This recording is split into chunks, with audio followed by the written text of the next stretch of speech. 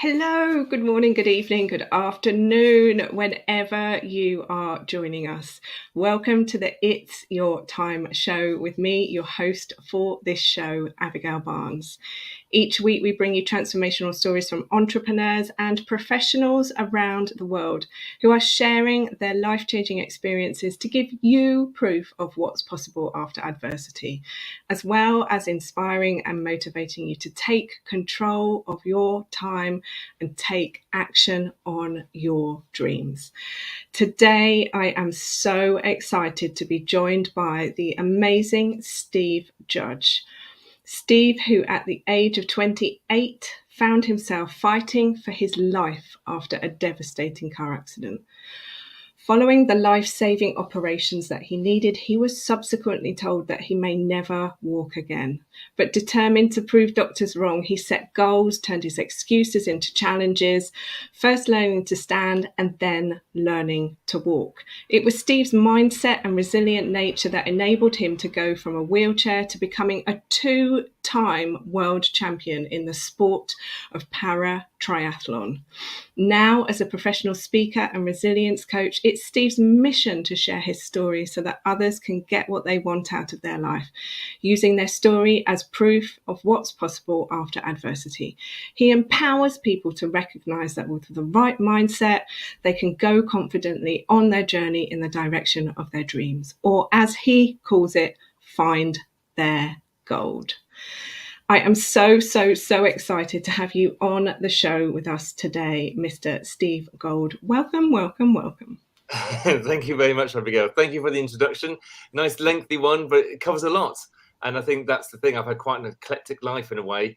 But we've all had like highs and lows, but I've pushed through and achieved from them. And this is what I'm doing now passing on to others, empowering others. And to share my journey is my passion. On the stage, workshops, as an author, podcasts, and being here with you today is great. Part of that process. I'm so excited for the conversation that we're going to have here today. So, as always, as you're joining us, wherever you're joining us from, let us know where you are in the world. If you've got any questions for Steve and we have time, we will come to the questions. But if not, no fear, put the questions in the comments and we will come back to those questions. If you are listening on the podcast in the future, then you can always drop the questions and the comments on the social platform that you are listening on, and we will come back to you on them.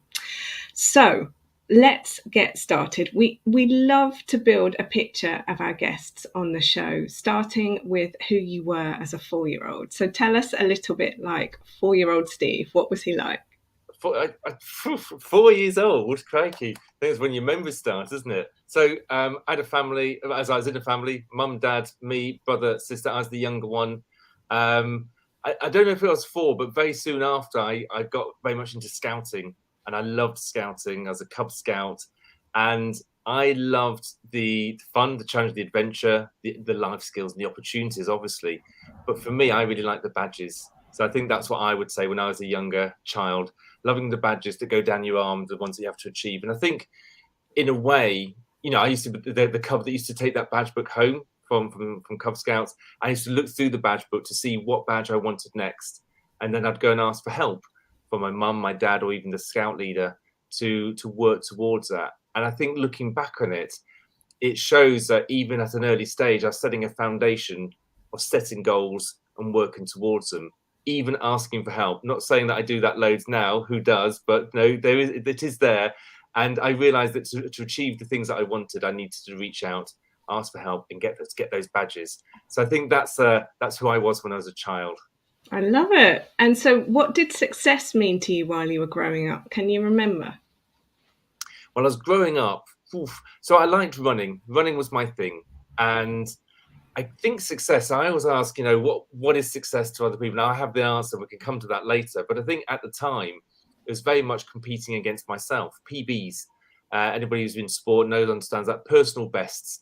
And growing up, I would go for runs and I would write down the score that I got, the time that I got, the mile markers, all of that. So that when I went for a run the next day or the next time, I'd look to see what I did last time. the mile markers, the overall time, but also the comments. And sometimes the comments I would put, great run, really pushed it, try and beat that, Steve. Actually speaking to myself in the notes. And it was like a game on, like a red rag to a bull. And I'd go out and I'd try and beat my best time. So always looking for PBs, always pushing myself. And that's what I love doing. That's what I enjoyed. Now, I was never good enough to be first place or podium, I would say. I was pretty good at school, but not really in county or the nationals or anything like that. But for me, I was being the best that I could be. That kind of comes on to what success means to me now. And what I've learned is that success is about being the best that you can be, because you do that, then you've got no regrets. And I guess that was what I found earlier on with the PBs. So yeah, always push myself, but enjoying it, doing what I love. And I just loved running. Sometimes I ran with the time and noted down, but other times I must admit, where I lived, I could go out the back gate and across the field and into the woods. And I love going into the woods. And we had a little Jack Russell dog. So the dog would run off, always faster than me, even though really small, but they had 4 legs, I only had 2. So always chasing that. And then after that, I was into the quarry. And I love going into the quarry and going up the hills and down the hills, almost like a rocky montage, really pushing it, getting sweaty and coming back absolutely exhausted. So yeah, exploring, running, getting that endorphin release. I think that's what I was like growing up. Amazing. And did you have like any people who were your influences, who, like, can you remember, were there teachers, were there family members who sort of inspired you to do what you were doing? So my whole family, I think, because I was the younger one, so I looked up to my brother and my sister, my mum, my dad, obviously. My mum did keep fit. My dad, he was engineer. He also played rugby, so he was very fit. So in a way, I was inspired by all of them. You mentioned teacher. I think there's always one teacher, isn't there? And I remember one particular episode when I was making a chessboard in craft design technology, and I'd got all the wood. I knew what I wanted, done the picture, got the wood, cut the wood, and that was it. And every time I'd go in week after week with the wood, I'd get the wood out, so I got the wood. And he says, "Are you going to build that?" I said, yeah, I'm going to build that. And I never got around to building it. And I just remember one week he came over to me and said, "Right, Judge, let's get that thing built." And it was a massive step, because to build the chess set meant gluing it. And once you've glued it, that's it. You can't go back. But I never forget that he said, "Right, let's get on with it." And it's those little phrases, those little comments that you don't forget, because sometimes when you're working towards something, you need somebody to say, "Right, now is your time. Let's get on with it. This is it. Let's go." And so, yes, that was Mr. Roberts. So he inspired me, the teacher. So with my family members and Mr. Roberts, I did things. And I wouldn't say I was a high achiever, but I did my best, and I got things done. I enjoyed certain parts of school, especially craft design technology. In fact, that's the only A I got, was building this chess set. So I was really good at that.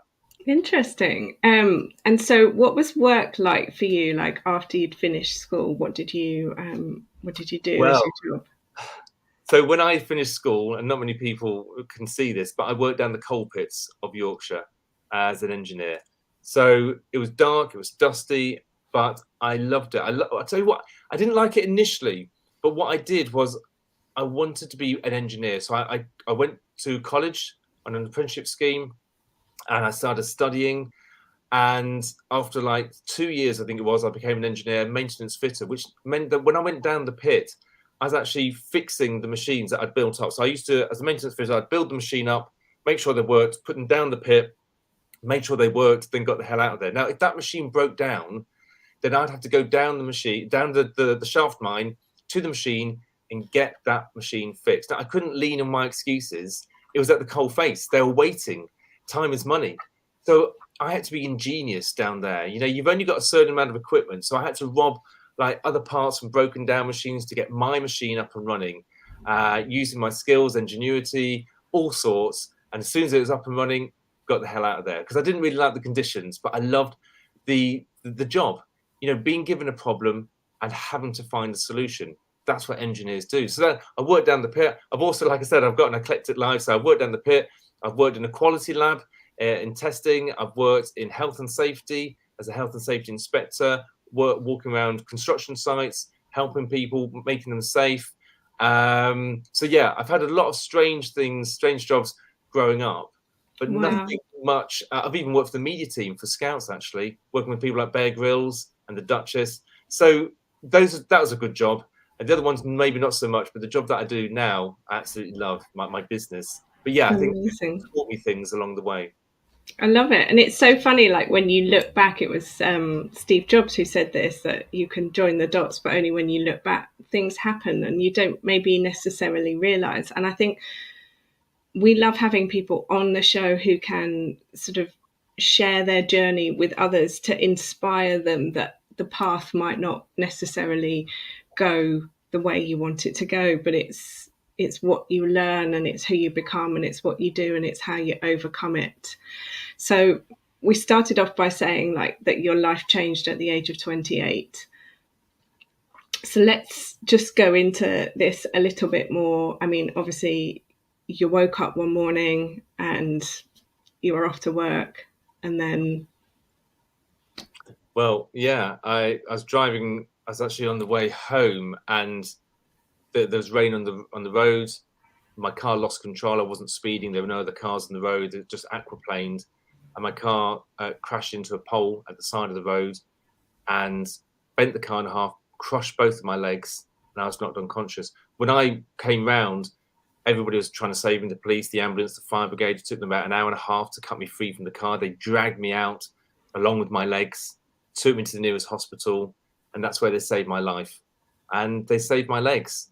And when I woke up, they had saved them, but my right leg was a real mess. Had a big metal cage wrapped around it. My left leg was in a plaster cast.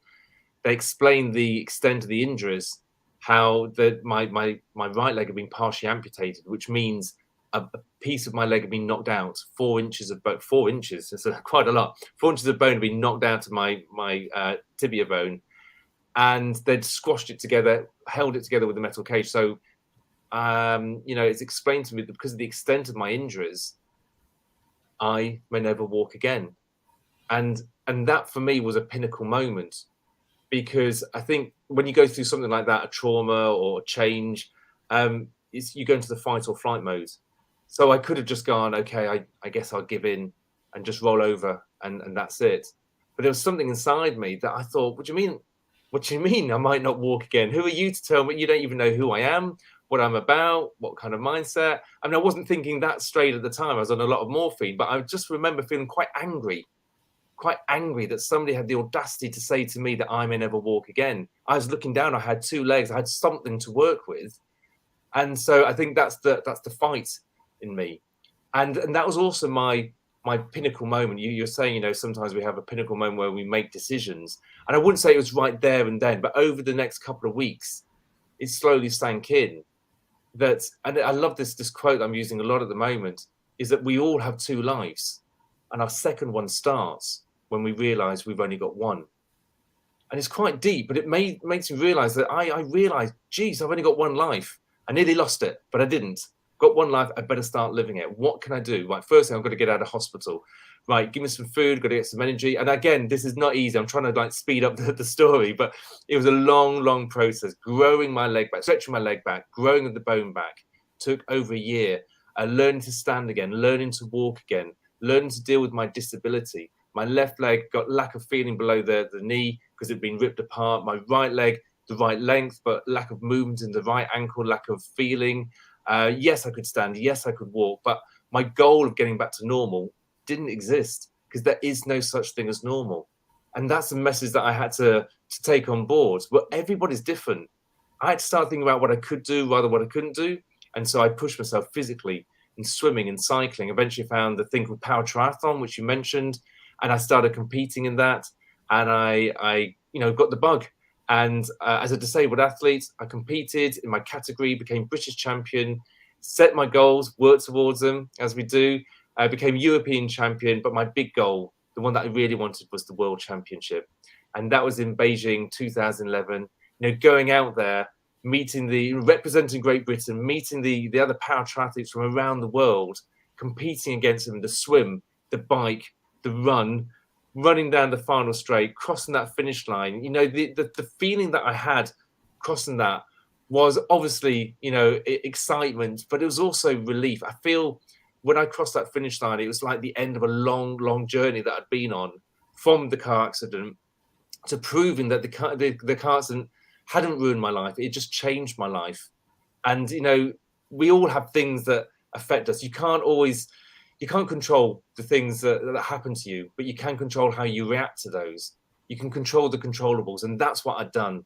And to cross that finish line, I felt that I'd achieved so much. And I went onwards. Like you said, 2 times world champion. So I did the next year. I retired in 2014, which brings us back to almost to present day. So 2022 now as a business owner, entrepreneur, speaker, author, and coach.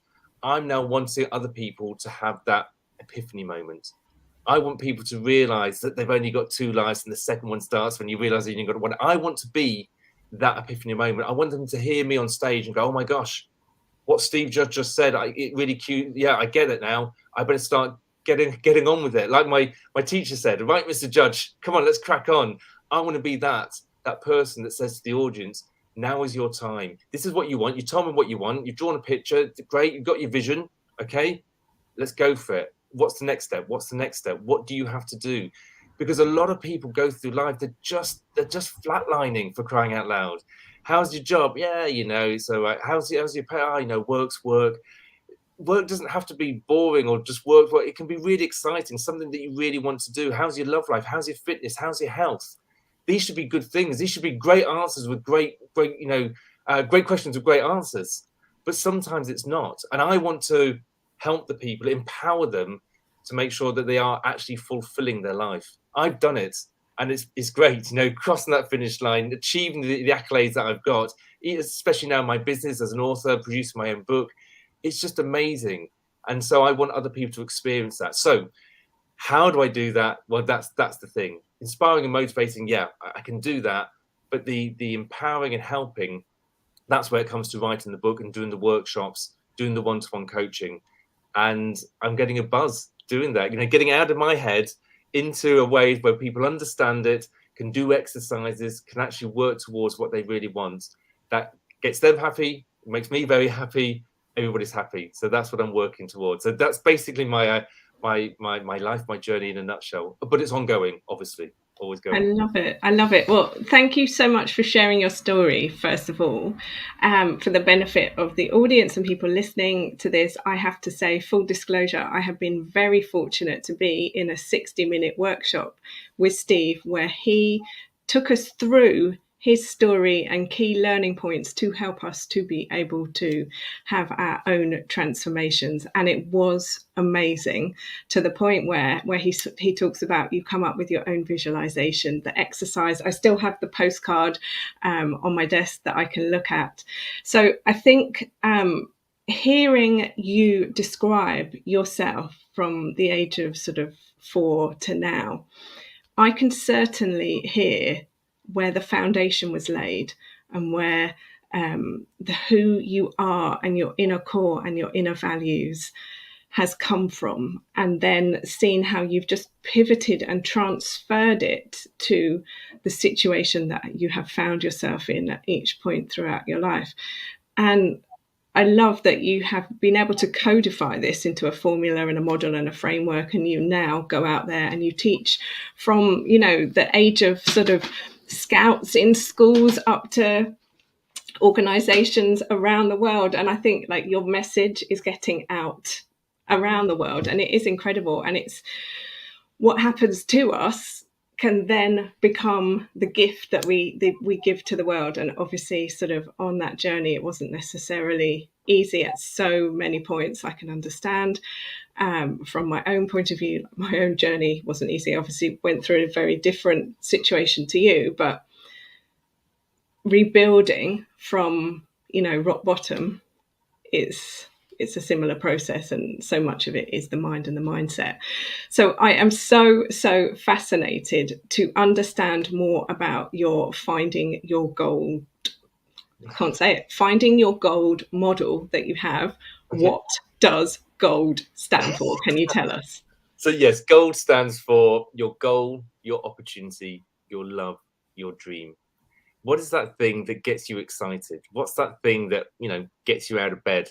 That thing that you kind of like working on, like doing, like talking about. When you do it, when you talk about it, you get excitement, you get that golden orb inside you, that's like butterflies in your stomach in a good way.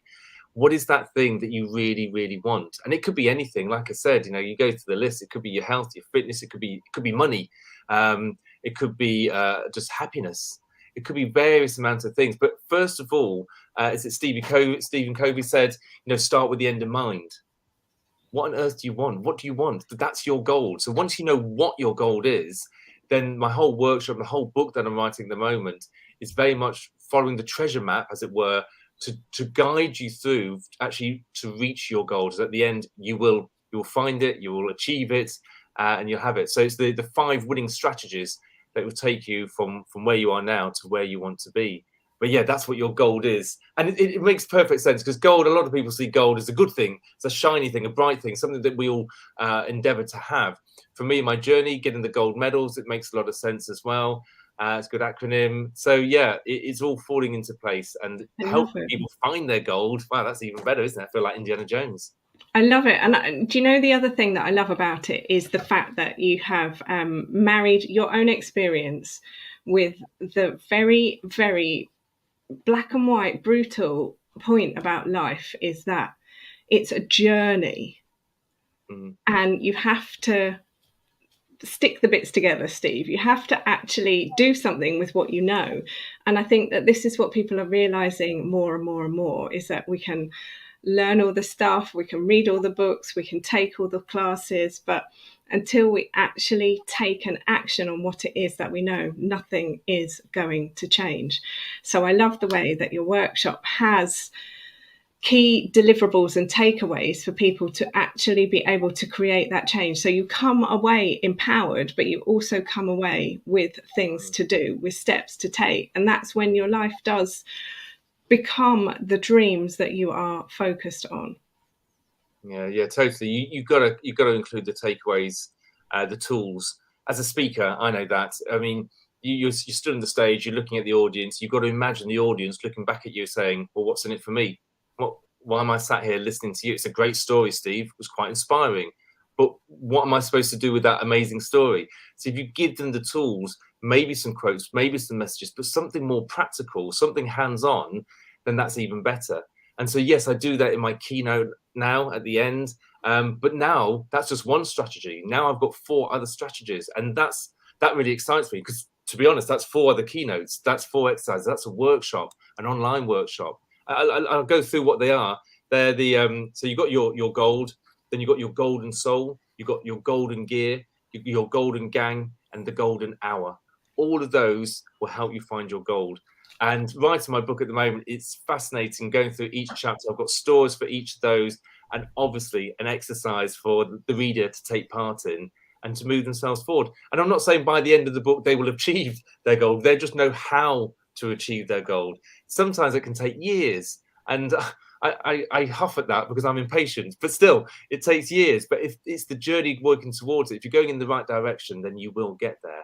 And I'm just giving them the tools to actually do it. 100%. I love it. So I would love to know, what is a lesson or a story or a learning that you would give to your younger self, knowing what you know now? Oh, how young am I? However young you want to be. What age do you want to go back and give yourself a lesson? Okay, so I'll go teenage years or something. Before the accident, I'm thinking. So what I guess the main one that's standing out to me, speak from the heart, is don't give up. Because I know that things are going to go high and low. I know that things will turn out okay at the end. Now, I'm not saying I'm trying to go back and change time, unless that's an option, because then, I might say, don't have the car accident. But this is just a lesson. What could I give? Let's imagine that the car accident is going to happen, still going to happen. Then I say, don't give up. Don't lose faith. Don't, keep striving forward. Keep being the best that you can be in everything you're doing now and everything that's going to come up. Because that's the only way you're going to cope with it, is to hit it head on. Like we said, control the controllables, and that's your attitude, that's your mindset. Keep your mindset very positive. I'm giving myself a lecture almost. No, I love it. Well, I'm going to have, a motivational, inspirational speaker on, I want them to give us some motivation and inspiration that we can take away and apply. I think the summing up is, I would say to my young self that, on your journey, Steve, there's going to be highs and lows. There's going to be times when you feel that you're failing, but you've got to realize that there's no such thing as failure. There's only feedback. And so you've got to take on the feedback. You've got to push yourself forward. Steve, you've got to realize there's going to be obstacles and barriers in your way on your journey through life. So make sure you don't lean on your excuses. Instead, turn your excuses into challenges. And I think the most important thing, younger Steve, is to always be the best that you can be. Because if you do that, then you'll have no regrets. And surely that's what life is about. It's about living life with no regrets. So, amazing. What a wonderful pep talk to give to your younger self. And how I'll disappear on my spaceship and go to the future again, once I've got the lottery numbers, of course.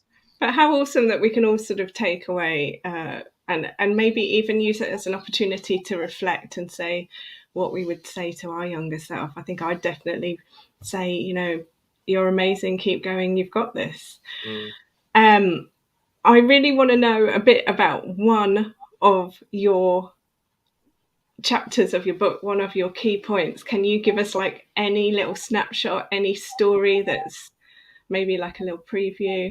I would love to, but I'm afraid I can't. No, of course I can. So I don't know which one. The one that speaks out to me, jumps out, is your golden gang. I love that. So that's like I think it's the 4th chapter. Your golden gang is when you realize that you can't do it alone. You're on this journey. You want this big shiny gold thing at the end. Your goal, your opportunity, your love, your dream.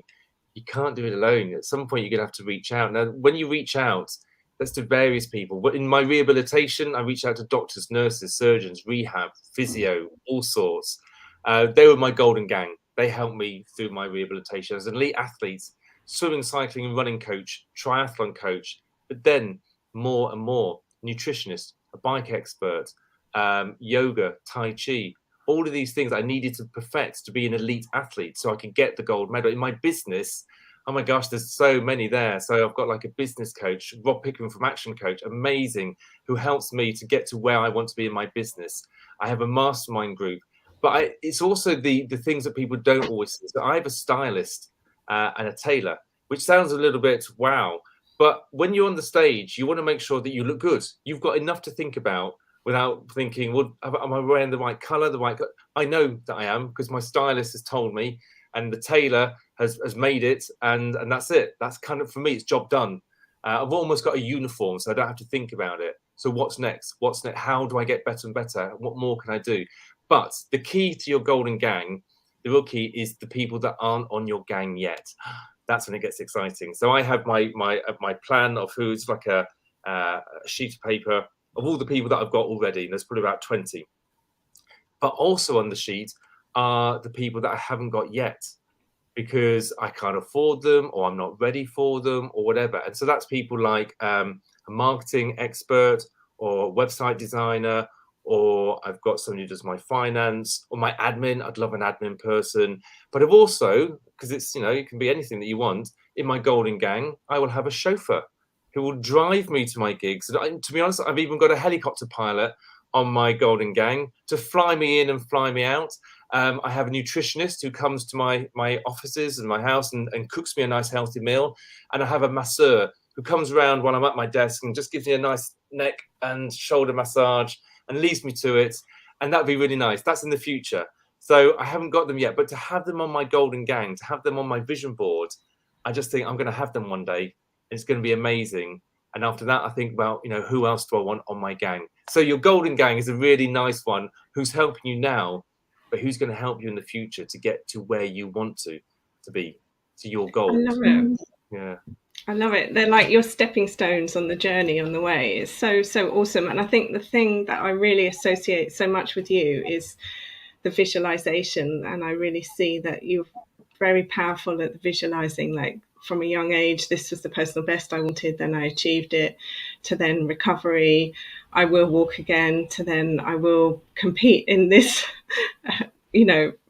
athletic field, and then I will get world gold. I mean, so I have no doubt that all of those other things are going to happen too. I mean, and that is the power of the mind, and that's the power of mindset. So I love it. Steve, I can't believe we're coming to the end of our time together. Yep. Where can we connect with you, find out more? Where do you hang out the most? And all of your social will be put in the speaker notes afterwards. But we'd just love to know where you are. No problem. So I have a website, www.steve-judge.co.uk. But social media is probably a nice, easy place to find me, and everywhere: LinkedIn, Facebook, Twitter, Instagram. I've even got YouTube as well, and just at Steve Judge. You should be find me by that. Instagram is at Steve Judge Gold. But please, you've already mentioned it, Abigail. If anybody's got any questions, if they put them in the chat now, we've got time, then that's great. But I think we've run out of time. So send me some questions on social media. More than happy to connect. LinkedIn is probably the best one for me because it's a business page. And yeah, if I can help anybody, then that's what I really want to do. My website's got details of the book, my first book, my autobiography, Don't Lean on Your Excuses. So again, you can buy a copy of that. I can sign it and put a nice message in it. The new book, which hasn't been written yet, possibly out by the end of this year, November, December. So look out for that. Amazing. So exciting. And as I said, all the details will be in the show notes. And please, please, please let us know in the comment what your top takeaway has been from this episode today.